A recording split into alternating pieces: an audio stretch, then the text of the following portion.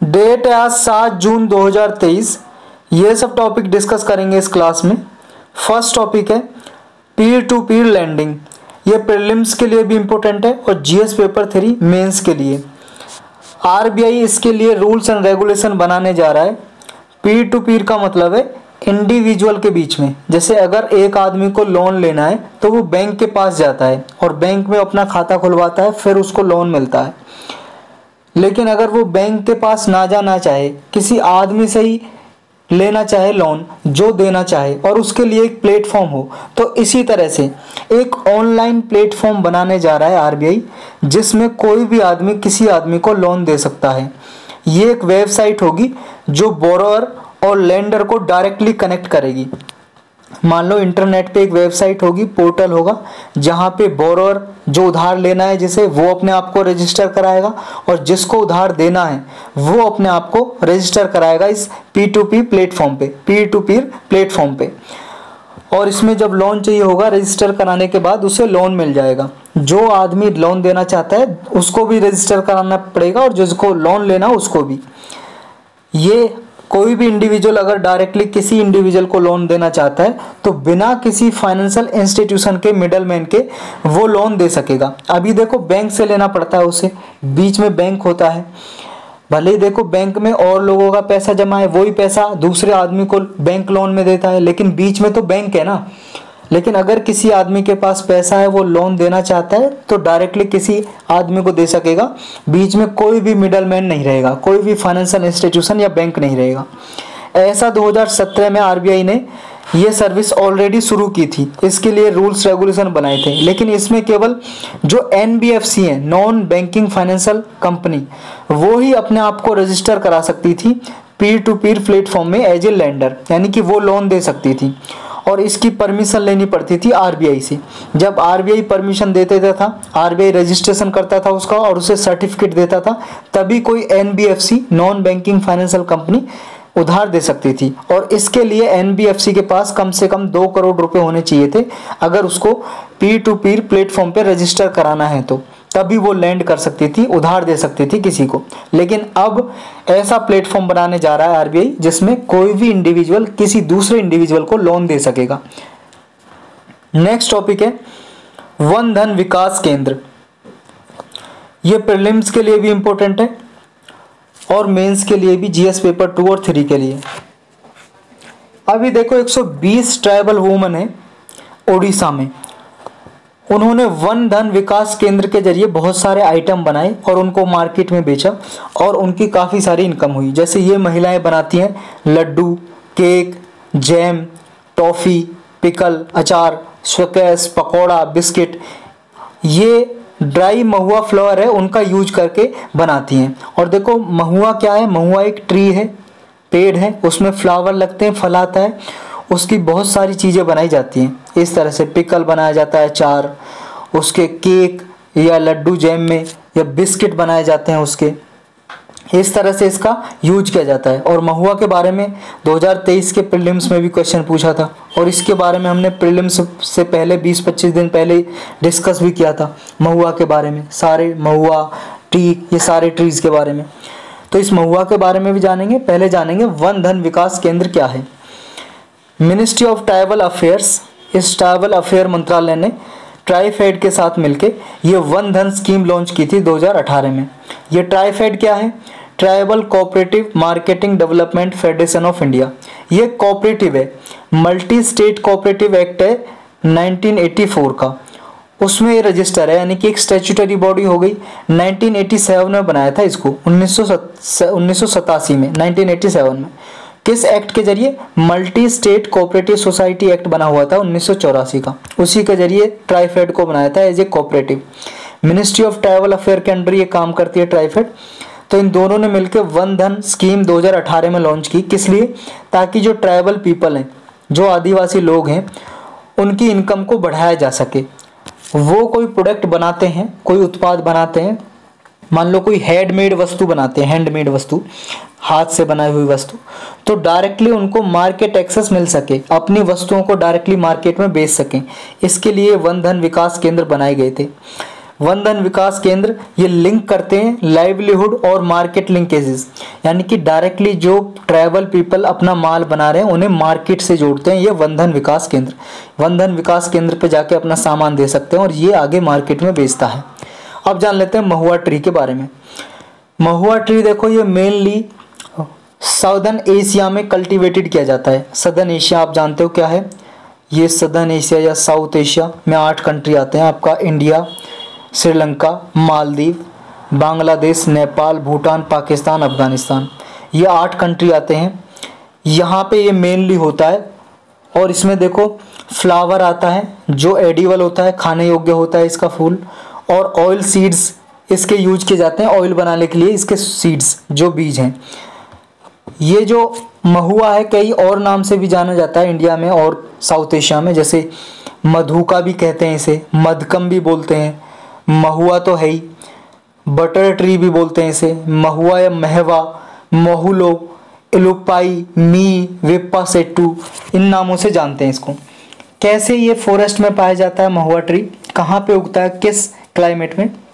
ये देखो dry tropical या सब ट्रॉपिकल फॉरेस्ट में होता है, यानी कि ट्रॉपिकल डेसिडुअस फॉरेस्ट में होता है ये, और 1200 से लेके 1800 मीटर एल्टीट्यूड पे होता है, यानी कि समुद्र तल से ऊंचाई 1200 से 18 मीटर ऊंचाई पे ये होता है। क्योंकि आपको पता है ये समुद्र है, यहाँ पे समुद्र से ऊंचाई जो ये लैंड है कहीं पे भी किसी भी कंट्री की वो तो ऊंची है, और इस पे और भी प्लेन्स बने हुए हैं, पहाड़ बने हुए हैं, तो ये 1200 से 1800 मीटर ऊंचाई पे उगता है महुआ ट्री। तो यही था इसके बारे में। नेक्स्ट टॉपिक है नेशनल इंस्टीट्यूशनल रैंकिंग फ्रेमवर्क 2023। ये देखो रैंकिंग निकाली जाती है हर साल, हमारी कंट्री में कौन सी यूनिवर्सिटी, कौन सा कॉलेज, मेनली यूनिवर्सिटी की निकाली जाती है, कॉलेजेस की भी निकाली जाती है, किसने फर्स्ट रैंकिंग हासिल की है इसके बारे में जारी किए जाते हैं रैंकिंग। कौन निकालता है इसे? मिनिस्ट्री ऑफ एजुकेशन निकालती है। इसमें इस साल देखो फर्स्ट पोजीशन पे ओवरऑल कैटेगरी में, देखो ये पहले 10 कैटेगरी में निकाली जाती थी रैंकिंग, इस बार 3 कैटेगरी और बढ़ा दी, यानी कि 13 कैटेगरी बढ़ा दी। 13 कैटेगरी हैं जो, जैसे देखो मेडिसिन के क्षेत्र में कौन सी यूनिवर्सिटी फर्स्ट आई है, लॉ में कौन सी फर्स्ट आई है, और बीटेक वगैरह जो टेक्निकल इंस्टीट्यूशन है इनमें फर्स्ट कौन आया। इस तरह से 10 कैटेगरी थी, लेकिन 3 और बढ़ा दी, जैसे एग्रीकल्चर, अलाइड सर्विस, ये 3 और बढ़ा दी, टोटल 13 हो गई हैं।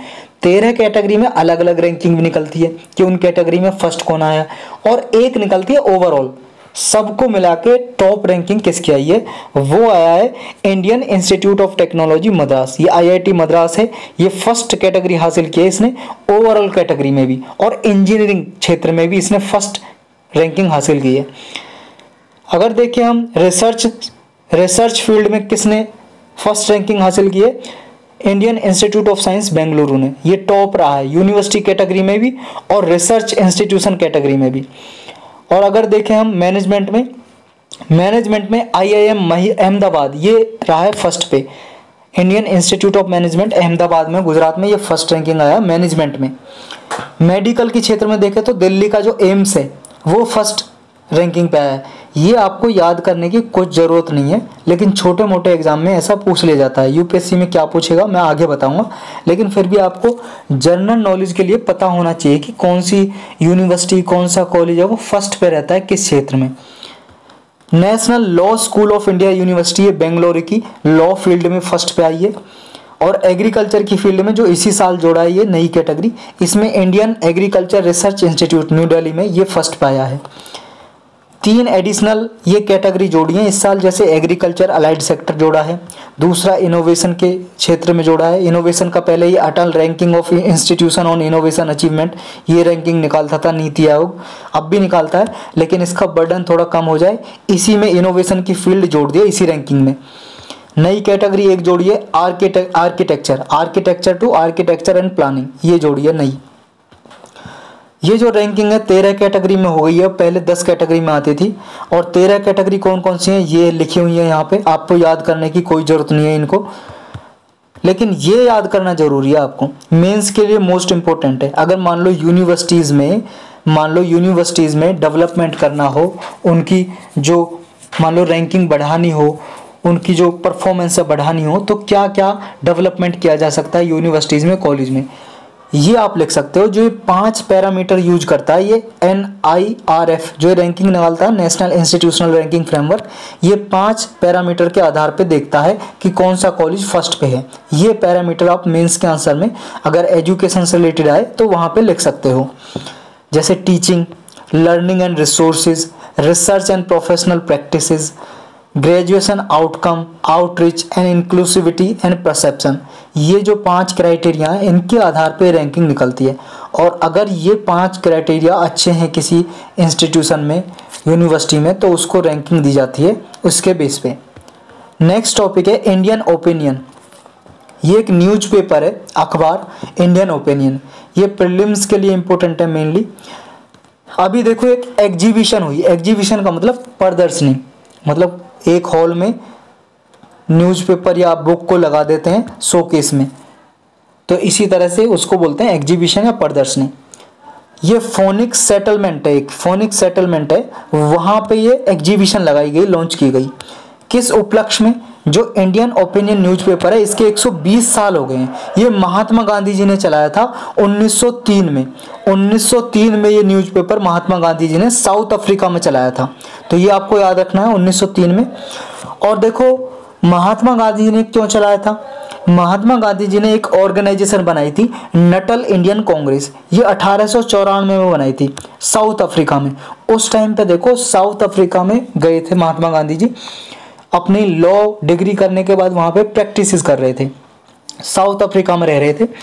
तो वहाँ पे उन्होंने देखा कि जो इंडियंस हैं वहाँ पे, देखो साउथ अफ्रीका में ब्रिटिश राज था जैसे इंडिया में था, उस टाइम पे इंडिया भी गुलाम था ब्रिटिश का, ब्रिटेन का, और साउथ अफ्रीका भी था। ये साउथ अफ्रीका आप जानते हो कहाँ पे, ये वाला देखो, ये देख रहा हो वर्ल्ड मैप, ये अफ्रीकन कॉन्टिनेंट और ये साउथ अफ्रीका। तो साउथ अफ्रीका भी गुलाम था ब्रिटिश का और इंडिया भी था। तो यहाँ पे बहुत सारे लोग एज ए लेबर जाते थे, क्योंकि ब्रिटिश गवर्नमेंट लेके जाती थी लोगों को इंडिया से यहाँ पे लेबर वर्क के लिए। तो यहाँ पे जो लोग रहते थे उनके साथ डिस्क्रिमिनेशन होता था, भेदभाव, इंडियंस के साथ, जो भारतीय लोग थे उनके साथ भेदभाव होता था। इस भेदभाव को रोकने के लिए ही यहाँ पे महात्मा गांधी जी ने 1894 में 22 अगस्त 1894 में नटल इंडियन कांग्रेस एक पॉलिटिकल ऑर्गेनाइजेशन बनाई, ताकि इंडियंस के खिलाफ जो भेदभाव हो रहा है, डिस्क्रिमिनेशन हो रहा है, उसको रोका जा सके। और इसी के मैसेज को फैलाने के लिए 1903 में इंडियन ओपिनियन एक न्यूज़पेपर स्टार्ट किया महात्मा गांधी जी ने, जिसमें नटल इंडियन कांग्रेस की जो जितने भी प्रोसीजर किए करता था या जितनी भी एक्टिविटी थी इस न्यूज़पेपर में निकलती थी।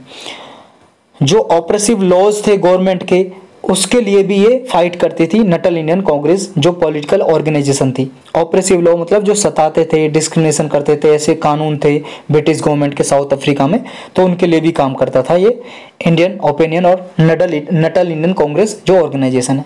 ये न्यूज़पेपर 4 भाषाओं में जारी होता था, एक गुजराती, हिंदी, तमिल और इंग्लिश, 4 भाषाओं में ये पब्लिश होता था इंडियन ओपिनियन। और देखो जब महात्मा गांधी जी वहाँ से आ गए वापस, आप सबको पता है कब वापस आए थे, 1915 में, 1915 में साउथ अफ्रीका से वापस आ गए। फिर उनके सन और उनकी वाइफ थी, जो महात्मा गांधी जी की वाइफ और उनके बेटे, उन्होंने इसको चलाया था वहाँ पे। फिर ये आज़ादी के बाद भी चलता रहा और इंडिया में भी ये पब्लिश होता रहा।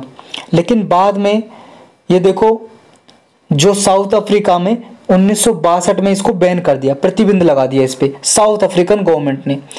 साउथ अफ्रीकन गवर्नमेंट ने इस पे प्रतिबंध क्यों लगाया? क्योंकि देखो ये इंडियन ओपिनियन पहले तो काम करता था जो भारतीयों के अगेंस्ट में डिस्क्रिमिनेशन होता था, भेदभाव होता था, लेकिन बाद में देखो इसका ये टारगेट भी बन गया कि जो अपार्थाइड पॉलिसी थी उसके अगेंस्ट भी काम करता था। ये अपार्थाइड पॉलिसी क्या है? हिंदी में बोलते हैं रंग भेद की नीति, रंग भेद की नीति। ये क्या था? देखो ये अंग्रेज लोग थे गोरे और यहाँ अफ्रीका में लोग मिलते थे काले, तो ये काले गोरे का भेदभाव करते थे। जो काले लोग थे उनको, जैसे मान लो कोई बस में बैठा है काला लोग, अगर वहाँ पे गोरा आ गया कोई तो काले को उठना पड़ता था, सीट देनी पड़ती थी। ये वहाँ पे एक तरह से कन्वेंशन बना दिया था कि वो उसका रेस्पेक्ट करेंगे गोरे लोगों का।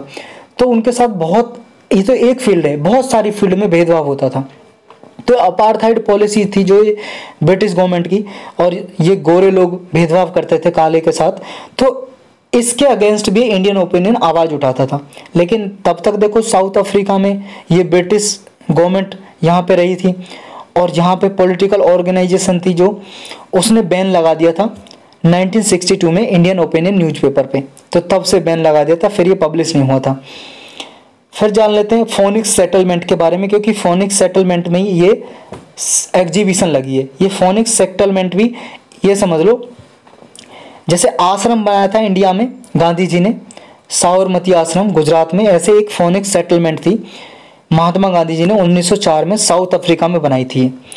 ये इसलिए बनाई थी, देखो वहाँ पे जो इंडियंस लोग थे वो आके यहाँ पे रह सकें, एक्सपेरिमेंट कर सकें, और सत्याग्रह के लिए एक सेंटर बनाया था। सत्याग्रह का मतलब नॉन वायलेंट रेजिस्टेंस, अहिंसा के साथ चलना, अहिंसा के साथ रुकावट करना या अहिंसा के साथ विरोध करना। तो ये सत्याग्रह मूवमेंट के लिए एक तरह से प्लेस बनाया था फोनिक्स सेटलमेंट साउथ अफ्रीका में 1904 में। तो यहीं पे एग्जीबिशन दिखाई गई। ये सेटलमेंट प्रमोट करता है सेल्फ सफिशिएंसी को, आत्मनिर्भरता, इक्वलिटी, समानता को, एजुकेशन अमंग द रेजिडेंट्स। जो भी यहाँ पे रहते थे लोग फोनिक्स सेटलमेंट में, इंडियंस लोग जी, उनके लिए एजुकेशन की डिमांड करना, ये सब कुछ काम करता था फोनिक्स सेटलमेंट। कुछ और पब्लिकेशन है गांधी जी के द्वारा जो जारी किए गए, कुछ बुक लिखी गई बहुत इंपॉर्टेंट, जो अक्सर न्यूज में रहती हैं और कई बार एग्जाम में पूछी जाती हैं, ये आप लिख सकते हो। हरिजन एक वीकली न्यूज़पेपर था इंडिया में। देखो जो अनटचेबिलिटी थी, छुआछूत होता था कुछ लोगों के साथ, उसको रोकने के लिए, उसको विरोध करने के लिए हरिजन वीकली न्यूज़पेपर चलाया गया गांधी जी ने। एक यंग इंडिया वीकली जर्नल चलाया, यंग इंडिया पत्रिका वीकली साप्ताहिक आती थी, गांधी जी ने ये चलाई। एक नवजीवन गुजराती वीकली न्यूज़पेपर चलाया। गांधी जी की जो ऑटोबायोग्राफी है, गांधी जी ने जो अपनी आत्मकथा लिखी, अपनी जीवन परिचय लिखा खुद, उसका नाम है, उस बुक का नाम the story of my experiment with truth. ये आपको पढ़नी चाहिए, अगर आपने नहीं पढ़ी है तो बहुत अच्छी बुक है गांधी जी की ऑटोबायोग्राफी के बारे में, गांधी जी ने क्या क्या किया, कैसे क्या हासिल किया, ये सब कुछ उनकी लाइफ के बारे में। एक सत्याग्रह इन साउथ अफ्रीका, ये बुक थी, ये गांधी जी का एक्सपीरियंस और एक्सपेरिमेंट बताती है, नॉन वायलेंट रेजिस्टेंस के साथ कैसे एक्सपेरिमेंट किए गांधी जी ने, सत्याग्रह इन साउथ अफ्रीका। एक हिंद स्वराज या इंडियन होम रूल, ये बुक है, ये गांधी जी का जो विजन था कि इंडिया की इंडिपेंडेंस और सेल्फ गवर्नेंस कैसी होनी चाहिए, उसके बारे में बताती है ये बुक, हिंद स्वराज या इंडियन होम रूल। तो यही था इन सब के बारे में। नेक्स्ट टॉपिक है न्याय विकास पोर्टल। ये प्रीलिम्स के लिए भी इंपॉर्टेंट है और जीएस पेपर 2 और 3 के लिए। न्याय विकास पोर्टल अभी ये एस्टेब्लिश किया है, जो न्याय विकास स्कीम है, एक सेंट्रली स्पॉन्सर्ड स्कीम है, जिसे सेंट्रल और स्टेट गवर्नमेंट दोनों मिलके एक्सपेंडिचर उसका उठाते हैं, दोनों मिलके इम्प्लीमेंट करते हैं, उन्हें बोलते हैं सेंट्रली स्पॉन्सर्ड स्कीम। तो ये न्याय विकास स्कीम है, इसको इम्प्लीमेंट करने के लिए पोर्टल बनाया है, एक तरह से साइट बनाई है इंटरनेट पे। क्या है इसके फीचर इस पोर्टल पे? देखो स्टेक होल्डर है वो यहाँ पे एक्सेस कर सकेंगे इन्फॉर्मेशन, फंडिंग के बारे में, डॉक्यूमेंटेशन के बारे में, मॉनिटरिंग प्रोजेक्ट के बारे में, प्रोजेक्ट मॉनिटरिंग के बारे में, जो विकास स्कीम है, न्याय विकास स्कीम है, उसके बारे में जानकारी हासिल कर सकेंगे न्याय विकास पोर्टल पे। ये न्याय विकास स्कीम है क्या? ये देखो डिपार्टमेंट ऑफ जस्टिस है, ministry of law and justice के अंडर ये इसको इम्प्लीमेंट करता है। ये सेंट्रल स्पॉन्सर स्कीम लॉन्च की गई थी, किस लिए? ताकि देखो जो सबऑर्डिनेट कोर्ट हैं या डिस्ट्रिक्ट में जो कोर्ट होते हैं, उनके लिए इंफ्रास्ट्रक्चर फैसिलिटी डेवलप की जा सके। सारे स्टेट या यूनियन टेरिटरी में जुडिशियल ऑफिसर के लिए कुछ मान लो बिल्डिंग बनानी है, कोई स्टाफ है, जजेज हैं, डिस्ट्रिक्ट कोर्ट के जजेज हैं, डिस्ट्रिक्ट कोर्ट है, सबऑर्डिनेट कोर्ट है, उनके लिए कोर्ट में हॉल वगैरह बनाना या रेजिडेंशियल प्लेस बनाना, रेजिडेंशियल यूनिट बनाना, इसके लिए स्कीम चलाई गई थी। तो ये इसके बारे में। नेक्स्ट टॉपिक है UNRWA, ये प्रीलिम्स के लिए इंपॉर्टेंट है और जीएस पेपर 2 और 3 के लिए भी। ये देखो United nation relief and work agency, ये अभी बहुत सारे फाइनेंशियल क्राइसिस फेस कर रही है, मतलब इसके पास ना पैसों की कमी हो गई है, मनी नहीं है इसके पास। मनी का क्या करता है? ये ऑफिस है जो, मतलब एजेंसी है जो United nation relief and work agency, ये देखो सहायता प्रदान करता है रिफ्यूजीज को। जैसे अभी पैलेस्तीन रिफ्यूजी हैं, हिंदी में लिखा होता है फिलिस्तीन, इंग्लिश में बोल देते हैं पैलेस्तीन क्योंकि पी लिखा होता है। तो पैलेस्तीन रिफ्यूजी हैं जो शरणार्थी हैं, कुछ लोग रह रहे हैं आसपास के एरिया में। ये देखो इजराइल के आसपास का एरिया है, यहाँ पे यहाँ पे इसराइल है, इसराइल के आसपास ये वेस्ट बैंक है, यहाँ पे पैलेस्टाइन पीपल रहते हैं, गाजा स्ट्रिप में रहते हैं, यहाँ पे कई बार हमने देखा ये लेबनान, सीरिया, जॉर्डन, इन कंट्रीज़ में भी रहते हैं। तो जो रिफ्यूजी रहते हैं आसपास की कंट्रीज़ में, क्योंकि देखो इसराइल के जो लोग हैं और इसराइल और पैलेस्तीन में यहाँ पे मुठभेड़ होती रहती है, डिस्प्यूट चलता रहता है। तो पैलेस्तीन एज ए रिफ्यूजी रहते हैं आसपास की कंट्री में, शरणार्थी की तरह, जॉर्डन, सीरिया, लेबनान, इन कंट्रीज़ में। तो इनकी सहायता करने के लिए ये एजेंसी काम करती है यूनाइटेड नेशन की, इन्हें पैसा देती है, इनके खाने पीने का प्रबंध करती है। लेकिन अभी इस एजेंसी के पास मनी है नहीं, तो ये संकट आ गया कि इनकी सहायता कैसे करें। तो इसके बारे में जानना हमें United nation relief and work agency. पहले जानते हैं इसके पास फंडिंग की कमी हुई क्यों इसके पास मनी की कमी हुई। देखो इसमें ना वॉलंटरी कंट्रीब्यूशन करते हैं लोग, अपनी मर्जी से जो दान देना चाहता है इस एजेंसी को दे सकता है कोई भी कंट्री। लेकिन अभी इसकी जो कंट्रीब्यूशन है वो कम हो गया है, इस वजह से इसके पास फंडिंग की कमी हो गई है। ये है क्या United nation relief and work agency. 1949 में इसको बनाया गया था। हेडक्वार्टर इसका जॉर्डन के अम्मान शहर में है। जॉर्डन कंट्री हमने देखी थी अभी, यहाँ पे देखो ये जॉर्डन कंट्री, तो अम्मान सिटी में है इसका, और गाजा में भी है इसका एक ऑफिस, हेडक्वार्टर ही समझ लो, 2 जगह पे। पैलेस्टीन अथॉरिटी काम करती है गाजा स्ट्रिप में, वहाँ पे भी है। ये देखो सर्विसेज प्रोवाइड करती है। पैलेस्टीन पीपल है जो वेस्ट बैंक में रहते हैं, गाजा स्ट्रिप में, सीरिया, लेबनान, जॉर्डन में रहते हैं, लगभग 6 मिलियन 60 लाख पैलेस्टीन लोग रहते हैं, उनको सर्विस प्रोवाइड करती है ये। और इसमें देखो वॉलंटरी कंट्रीब्यूशन करते हैं, उसी फंडिंग पे ये रिलाई करती है, डिपेंड रहती है, निर्भर रहती है। ये एजेंसी देखो इन लोगों के लिए एजुकेशन के लिए प्रोवाइड करती है मनी, और इनकी सहायता करती है। रिफ्यूजी जो चिल्ड्रन हैं, रिफ्यूजी शरणार्थी लोग जो रह रहे हैं, इनकी सहायता करती है। तो यही था इसके बारे में, और यही टॉपिक थे आज के। कुछ वन लाइनर टॉपिक है जो न्यूज़ में रहते हैं, उनके बारे में डिस्कस कर लेते हैं। जैसे देखो एक अभी एक्सरसाइज हो रही है, एक्सरसाइज का नाम है एक्सरसाइज एकता। एक्सरसाइज एकता, ये एक्सरसाइज जो एकता है ये नेवी के बीच में एक्सरसाइज हो रही है। हमारी इंडियन नेवी और मालदीव की नेवी, मालदीव जो कंट्री है, मालदीव की नेवी और इंडियन नेवी के बीच में ये एक्सरसाइज हो रही है, एक्सरसाइज एकता। ये न्यूज़ में थी। एक देखो कान्हा टाइगर रिजर्व, ये न्यूज़ में था, कान्हा टाइगर रिजर्व। ये कहाँ पे, ये एमपी में है, मध्य प्रदेश में है ये। एक देखो आप सबको पता है 5 जून जो गया, 5 जून को इन्वायरमेंट डे सेलिब्रेट किया जाता है हर साल 5 जून को, अंतर्राष्ट्रीय पर्यावरण दिवस, इंटरनेशनल इन्वायरमेंट डे। इस साल जो इसकी थीम थी वो थी beat plastic pollution, beat plastic pollution. और बीट प्लास्टिक पॉल्यूशन के नाम से केरल गवर्नमेंट ने एक कैंपेन चलाया, अभियान, प्लास्टिक पॉल्यूशन से लड़ने के लिए, यानी कि इसको कम करने के लिए प्लास्टिक पॉल्यूशन को। और इसी जो 5 जून था इन्वायरमेंट डे, इसी के उपलक्ष्य में कई स्कीम लॉन्च की इंडियन गवर्नमेंट ने, सेंट्रल गवर्नमेंट ने। और प्राइम मिनिस्टर मोदी जी ने इस पे जो एड्रेस किया, भाषण दिया, उसमें भी ये मेंशन किया। लेकिन ये जो स्कीम है ना, जो इस साल का बजट पास हुआ था, उस बजट में ही देखो ये स्कीम थी, मेंशन थी। और जो बजट में मेंशन रहता है सेंट्रल गवर्नमेंट आगे जाके उनको लॉन्च करती रहती है। जैसे एक स्कीम है अमृत धरोवर, अमृत धरोवर।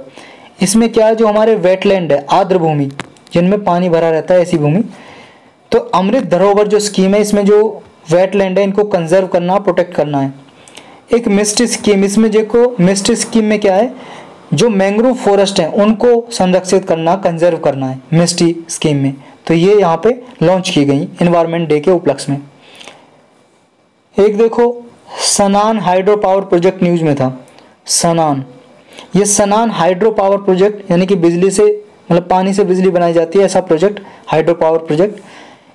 ये कहाँ पे है, ये हिमाचल प्रदेश की जो मंडी डिस्ट्रिक्ट है ना, हिमाचल प्रदेश की मंडी डिस्ट्रिक्ट, वहाँ पे एक रिवर है UHL, ऊल रिवर। ऊल रिवर देखो ये ब्यास रिवर की ट्राइब्यूटरी है, जो ब्यास नदी है उसकी ये सहायक नदी है। ये ब्यास नदी बह रही है, इसमें आके ऊल रिवर मिल जाती है। ऊल रिवर पे बना हुआ है ये सनान हाइड्रो पावर प्रोजेक्ट। अभी न्यूज में क्यों है, देखो ये जो प्रोजेक्ट है ना, आज़ादी से पहले पंजाब के राजा होते थे और हिमाचल प्रदेश में राजा हुआ करते थे, डेमोक्रेसी थी नहीं।